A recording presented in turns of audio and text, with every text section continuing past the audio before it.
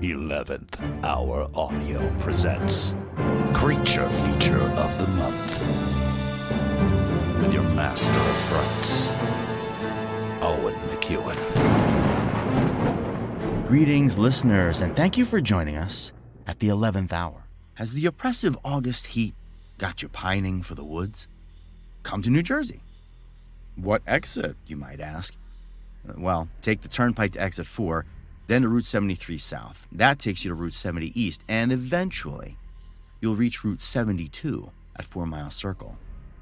If you take a sharp left from the circle, you'll find Ong's Hat Road and a desolate, murky trail that may lead to Ong's Hat, an abandoned place with an interdimensional portal hidden deep in the Pine Barrens. The legend of Ong's Hat includes tales of arcane texts, lively watering holes, mad physicists, jilted lovers, and a gateway to other dimensions. My name is Owen McCuen, and this mystifying journey into the Pine Barrens is mine to tell. Turn off the GPS and open up a map. Ignore that silhouette against the moon and listen to my tale of Jacob's revenge. Okay, let's face it. Teenagers are usually up to no good. Back in the day, my friends and I were pretty harmless, but we did some dumb stuff. One of our favorite pastimes was to ride around in the woods. We didn't drink out there, believe it or not. Well, not till after we had graduated high school. We would drive around aimlessly down dirt roads and turn off the headlights. Then we'd stick a flashlight out the window and point it into the darkness to light our way. Sometimes a few of us would lie down on top of the vehicle, the roof, the trunk, the hood, and look up at the stars while the driver would half attempt to keep us from falling off into the brush. Wouldn't this damage the car, you might ask? Well, not if you're in a 1977 Volare or a 72 Duster. These were our chariots of choice back in the early 90s. Oh, and these weren't just any old woods. We were braving the 1 million acres of mystery known as the New Jersey Pine Barrens. We eventually began meeting up ahead of our adventures to plot our course. One Friday after school, we met up at McDonald's to figure out our evening's route. We busted out a map and scoured the town names for something interesting. That's when we found the strangest town we'd ever heard of, Ong's Hat. Well, we have to go there, we thought. Done. Make the rounds at 8, pick up the guys, and we'd head out to the edges of what was then known as Lebanon State Forest. Ong's Hat was supposedly located right off the Route 70-72 circle. Small offshoot, down a ways, and then on the left-ish should be the town we're looking for. We all lived and went to school in southwest Jersey, closer to the Delaware River, about 15 minutes from the Liberty Bell and Independence Hall in Philadelphia. The trip out to the edge of the Pine Barrens was about 50 minutes or so, depending on traffic farther east, where Route 70 narrowed down to one lane. So, before heading out, we grabbed some snacks, drinks, and teeny-tiny cigars. The road trips were pilgrimages, and we delighted in the ritual of calling out familiar landmarks as we made our way out of the light pollution and into the darker, quieter heart of the Garden State. That night we drove down Route 70 for nearly an hour until we reached the traffic circle. Swing to the left, past Route 72, past Route 70, past 4 Mile, then a small road headed northwest toward Pemberton. As we crept down the dark road, our eyes scanned the woods on our left, surveying the scene. Just trees for a while, then a shed. Then, just about where our inner GPS told us the site should be, there sat a diner that looked as though it had been built at the front of a large piece of property. Sweet! We must be close now. More woods, some small houses, an abandoned garage. Then we came to an intersection. Damn! We were drifting farther away from our intended target on the map when we spotted a street sign. Son of a bitch! Ong's Hat Road! So, we're in the right neck of the woods. But now things were a bit more paved and civilized, so we retraced our steps back to the circle to start over.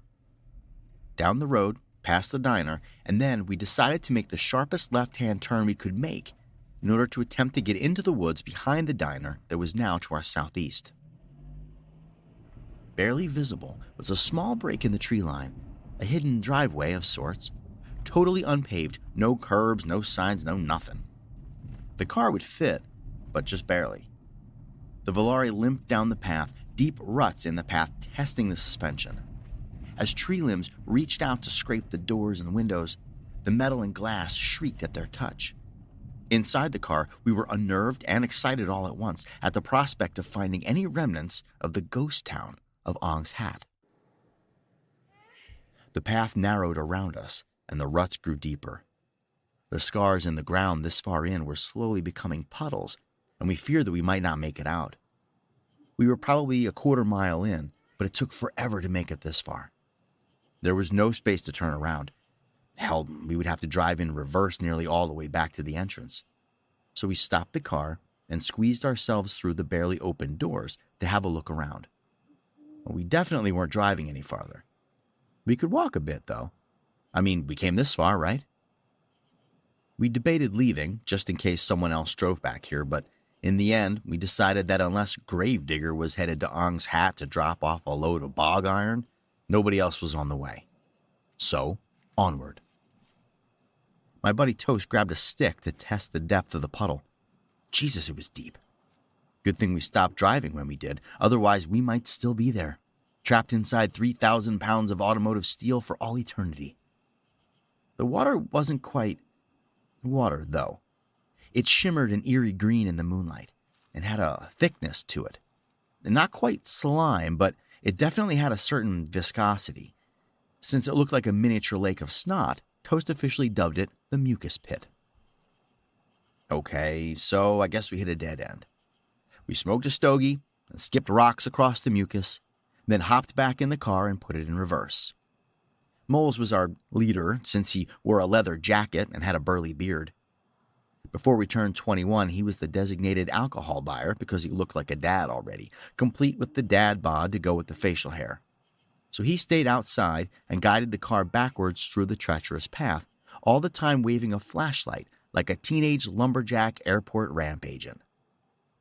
We made it out, did a quick tick check, and drove around some more forested back roads before heading home for the night. Ong's Hat was a bust. Then a few weeks later, we gathered again to plan another jaunt into the dark intrigue of the pines. My cousin Chubby mentioned our trip to Ong's Hat and felt a little let down that we couldn't find it.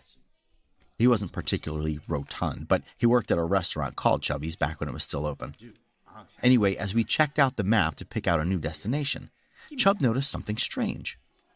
Ong's Hat wasn't where we left it. It wasn't even on the map anymore. What? No, that can't be right. Wait, it should be right here, past the circle, at the edge of Lebanon. But no, it wasn't there. The name was no longer written on our map, as if the town itself had been reclaimed by the Burlington County Road Atlas we were reading. Did it disappear because we hadn't found it? Or because it didn't want to be found? Had we gotten too close? This required some intense research. Back in those days, Google was called the library. We wasted that night doing something else and planned a day trip to the Burlington County Library where we could do some serious historical digging. We hit the card catalogs, microfiche, and we scoured the stacks. We had to wait our turn for the computer. Now, keep in mind, the internet did exist at that time, but the World Wide Web did not. We dug through historical records, land surveys, and old maps. And finally, we found it. Ong's Hat did appear on some older maps, but not every one. At the site of Ong's Hat, there was a silver mine that hadn't been in service for generations.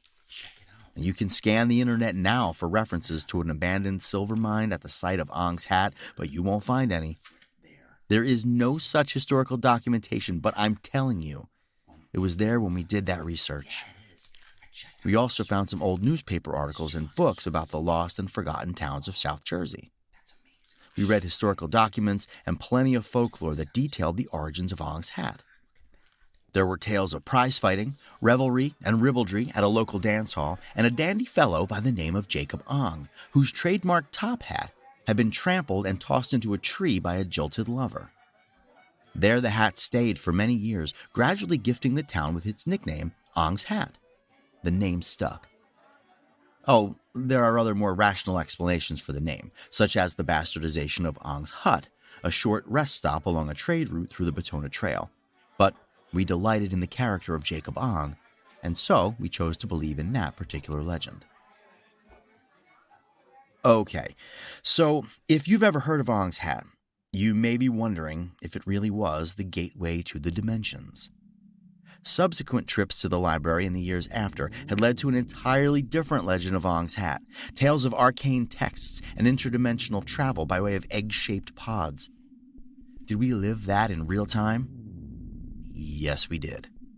Did we search for eggs that would carry us to Earth too? Yes, we did. Did we write letters and make phone calls to publishing companies that may or may not have ever existed, searching for occult texts that were collected into a shadowy tome called the Incunabula Papers? Yup. But not on this trip. Maybe I'll tell that story another time. But look, there and then, in 1992, we were on a quest for this place that should exist. We were going to find that silver mine and prove that Ong's hat was real. Pack the Pringles and the cigarillos, boys. We're headed back to the Pines. The next Friday night we were all free, we stocked the car and grabbed a few extra flashlights and headed out to find Ong's hat. For real this time. Once again, the trip took nearly an hour. During our research, we found an old newspaper article that contained a write-up of a diner that had sprung up as an oasis of refreshment for road-weary travelers on their way to and from the Jersey Shore. The article had a photo. It used to be known as Ong's Hat Diner. Pay dirt.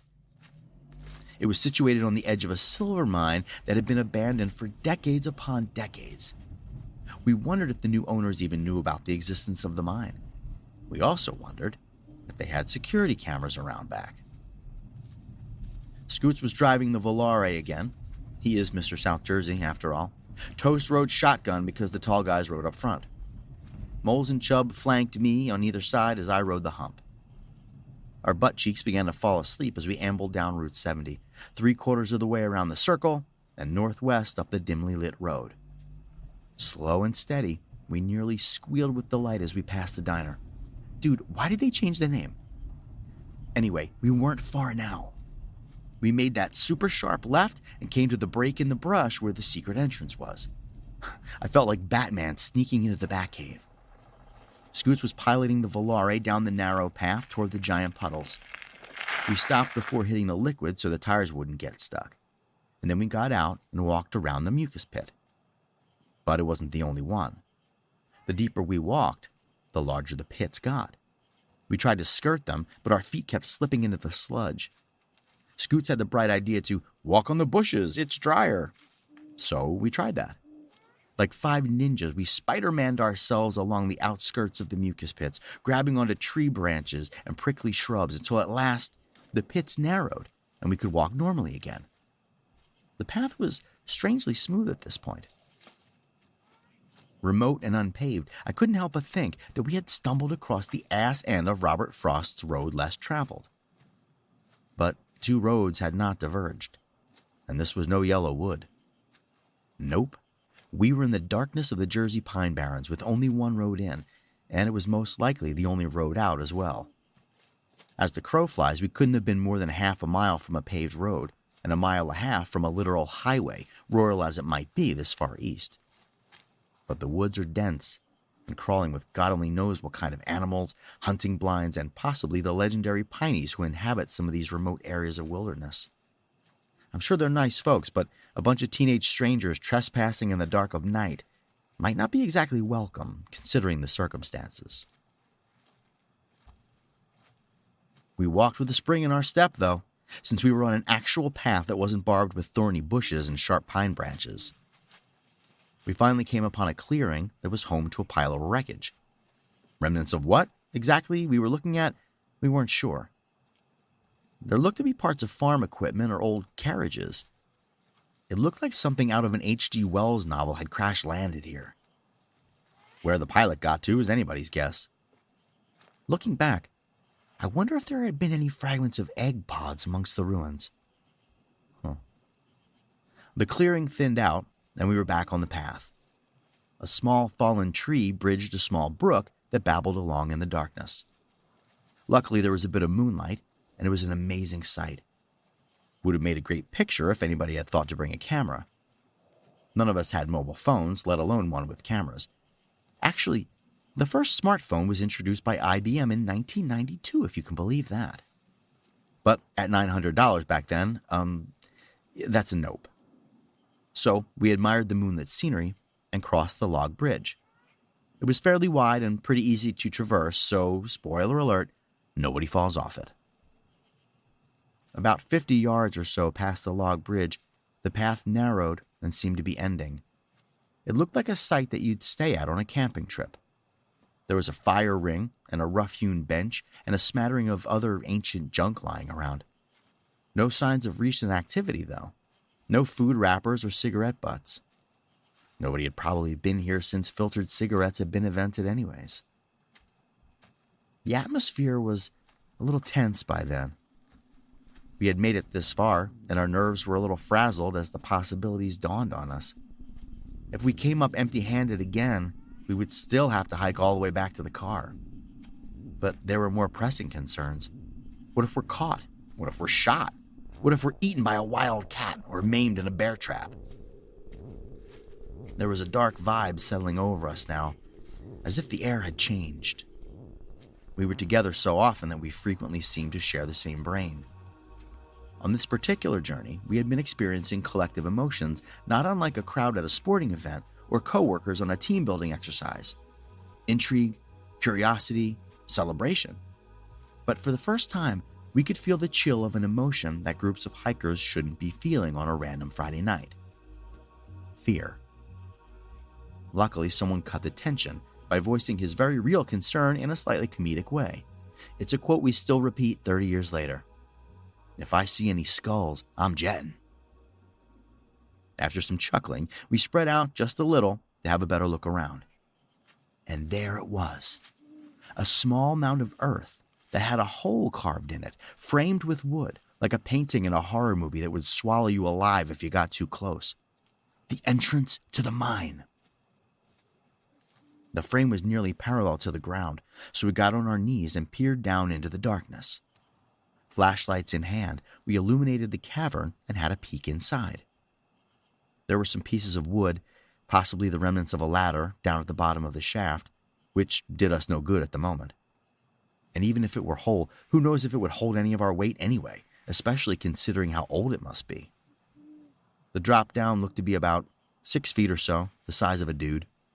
Scoots and Toast are tall, around 6'5", 6'6", but Chubb and I are only 5'8" on a tall day, so we could hang down and maybe reach the bottom without getting hurt, but there was no guarantee we'd make it out. So, yes, we were definitely planning on going down into the mine to check it out. We weren't so stupid as to walk too far in, just in case of, collapse, but we were certainly going to peek around and see what was down there. We absolutely, positively could have just danced and sang around the entrance to the mine, celebrating the fact that we'd found Ong's hat. But we'd forgotten that was the initial goal of the journey. Shit, we had just found 2 things that weren't supposed to be here in the woods, the town and the mine. There was no way we were leaving without a little spelunking. But how were we going to make it happen? Well, we're not exactly civil engineers, but we're pretty creative guys. What if we had something tall enough to stand on down at the bottom that would allow us to climb back out? I, being the shortest of the crew, needed to be able to get my armpits out, and it would be simple enough to hoist myself out the rest of the way. Then the other 4 guys could pop out easily. We scavenged around for a bit and almost found the remnants of a tree stump that we pried out of the ground. Thanks, fearless leader. We stomped off a few roots to improve the shaft aerodynamics, and voila, we had our makeshift step stool. It was about 1.5 feet high, so it should work like a charm. We held on to Toast as he lowered himself to the bottom. He's pretty damn tall, so his head was just visible as he stood flat on the ground. The mine sloped slightly to the north where the earth rose up into a bit of a hill, so he could walk nearly upright as he backed away from the entrance, just enough for us to toss the stump down to the bottom. He positioned it at the mouth of the shaft and dug out a few clods of dirt with his boot to more or less level the thing. Then moles dropped in, looking like a human groundhog. Scoots and I lowered Chubby down, and he stood on the stump with his head and shoulders peeking out above the wooden frame. He did a quick test to see if he could push himself out of the hole high enough to get his butt and legs out. Success! So, down into the darkness he went. I followed, and Scoots finally came down after me. Flashlights ablaze, we stood with our backs to the entrance. We turned them off for a second, just to see if we could make out the entrance/exit in the dark. Another win. There was just enough moonlight shining through that in the worst-case scenario, we could still see the stump at the bottom of the shaft. We turned the flashlights back on and had a look around. I wish I could say that we had uncovered buckets of silver or the skeleton of Chester Copperpot, but all we saw were a few old wooden handles and some rusted remains of digging tools lying on the ground. That is, until we crept just a few feet further into the mine, our flashlight beams reaching out in the darkness to feel around for us, until the casual joke, made in passing, came to light as being terrifyingly prescient. Chubby said, "There are your skulls, moles." Lots of skulls, and other bones, littered the floor, redefining our notion of the mine as a subterranean graveyard. I'm the biggest scaredy cat of the crew, so I turned to bounce immediately.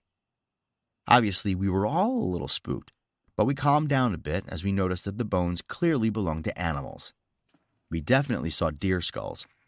The smaller ones were probably rabbits, raccoons, and maybe dogs or cats, random forest critters and lost pets who had wandered into the site and fell down the shaft.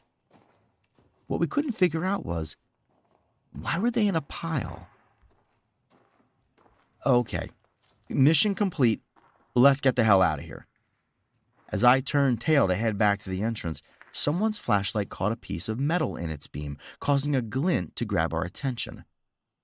It wasn't very bright or shiny, like jewelry, just the dull pop of something metallic sitting in the midst of the stone and dirt and wooden rafters.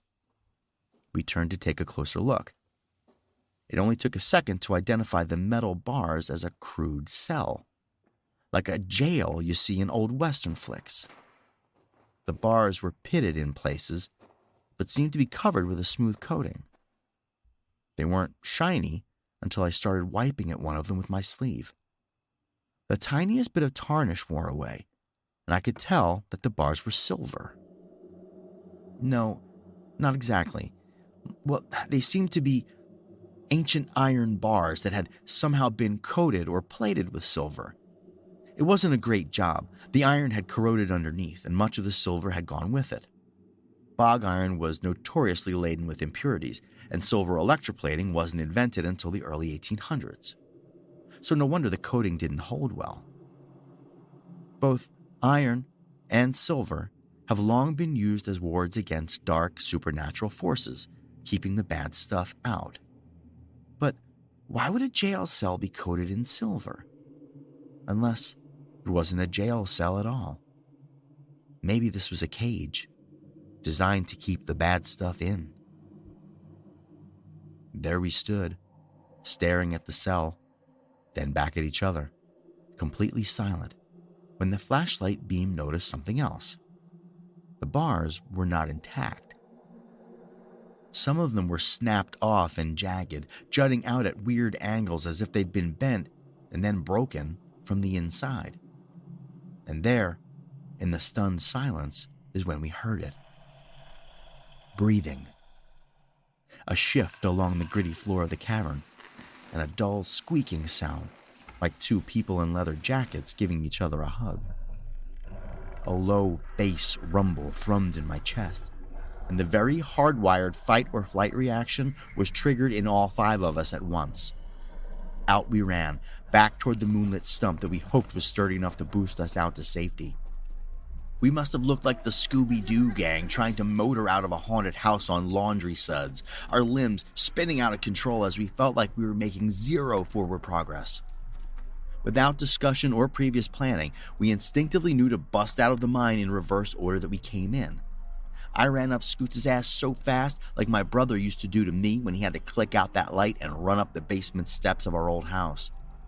Where had all that moonlight gone all of a sudden? Scoots ran smack into the stump, banging up his shin. The scar is still there. Swearing at me all the way up, he practically levitated out of the hole and then leaned over to help me out. I made it through, but smashed my shin on the frame. Payback's for a bitch. And Scoots smiled a little. Chubb barely touched the sides as his momentum and our Herculean tug pulled him up clear. Moles groaned as Toast pushed him up from underneath, his hand just about puppeteer deep up Moles' ass. Finally, up came Toast. He stood on the stump and hopped halfway through. We gripped him up and half dragged him the first few yards until we were all on our feet and running in the same direction. We tore ass through the makeshift campsite and down the path and crossed the log bridge without falling off and headed for the clearing. There was the wreckage right where we left it. I didn't notice that couch on the way in. Out of the moonlit clearing and back down the trail we went, never once looking behind us. The thought did cross my mind, however. Had Jacob Ong walked these trails? Had we passed by the infamous tree where his hat had once hung? I guess we'll never know. Our ears were ringing with the sounds of footsteps along the trail and snapping branches. There were so many shadows. So many shadows. We were hoping against hope that the only things crashing through the forest were our dumbasses. Dread was welling up in my body again, despite the adrenaline. That deep bass was back, like a diesel truck idling on top of my chest. The trail got hairy again, and the mucus pits were in our sights. Like the common basilisk, otherwise known as the Jesus Christ lizard, Chubby seemingly flew across the surface of the first pit without getting wet. I wasn't so lucky. I turned my ankle as I attempted to Barry Sanders myself around the first filthy pond, and I fell in. All the way in. I remember looking up toward the surface to see the world above me through a filter of green sludge. The forest sounds and frightened voices of my friends sounding like an extreme low-pass filter had been applied inside my head. Time seemed to stand still down there. I was terrified, and yet sort of at peace. Looking down, I could have sworn the pit was as deep as a lake. Or a loch. Those plants down at the bottom, why did they seem to be so far away? Hands breached the surface and grabbed me up. The guys helped me along as I limped past the rest of the pits. We ran on the bushes, because it was drier, and finally reached the narrowest pit. The Volare. We literally jumped in, and the three of us in the back seat lay down on top of each other so Scoots could drive in reverse. He'd practically turned around in his seat to drive backwards since nobody was out there to guide him. We shot out of that concealed entrance and onto the paved road like the goddamn Dukes of Hazzard. Scoots slammed it into drive, and the Volare rocketed away to the safety of civilization. For a moment, there was no noise in the car, save our labored breathing and the sound of my soaking wet clothes dripping onto the upholstery. We weren't a few hundred feet down the road when Moles broke the silence by asking what time it was. He had a very strict curfew of 1 a.m. on weekend nights, and that deadline was non-negotiable. I remember what time it was because it was easy to remember. 12:34 a.m. 1, 2, 3, 4. Burned into my brain. Even in the dead of night, it was a 45-minute drive home, so he was pretty screwed. Or so we thought. Yet another mystery of Ong's hat is the apparent wormhole that had opened for us. We made it home in exactly 20 minutes. We dropped Moles off first. We pulled up in front of his house at precisely 12:54 a.m. Now listen, if you're from South Jersey, you know that this here is some supernatural shit because we didn't get pulled over on Route 70 in Medford. I know that's weirdly specific and local, but trust me, if you know, you know.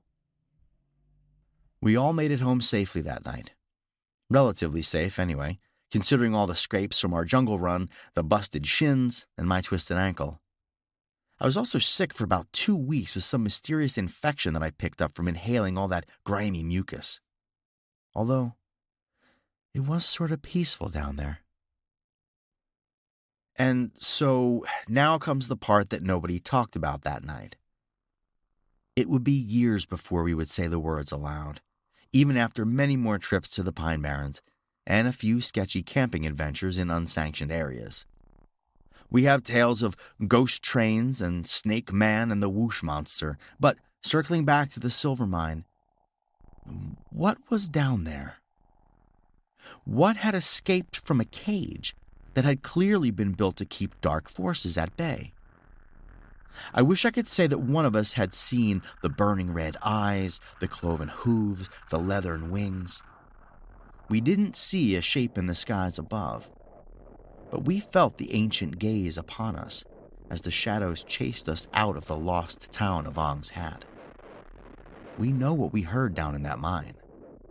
We know that we narrowly missed becoming a cautionary folktale ourselves, having crossed paths with the ghost of the pines, Mother Leeds' 13th child, the Jersey Devil.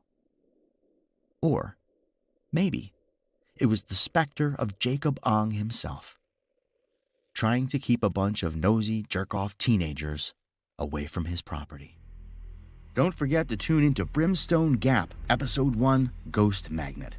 11thhour.podbean.com/e/brimstone-gap-ghost-magnet. Ghost Magnet is the pilot episode for Brimstone Gap. If you like what you hear and want us to make more, leave a review and pass it on to your friends. You can also show your support by visiting our Patreon, patreon.com/11thhouraudio, and directly help us fund the next episode.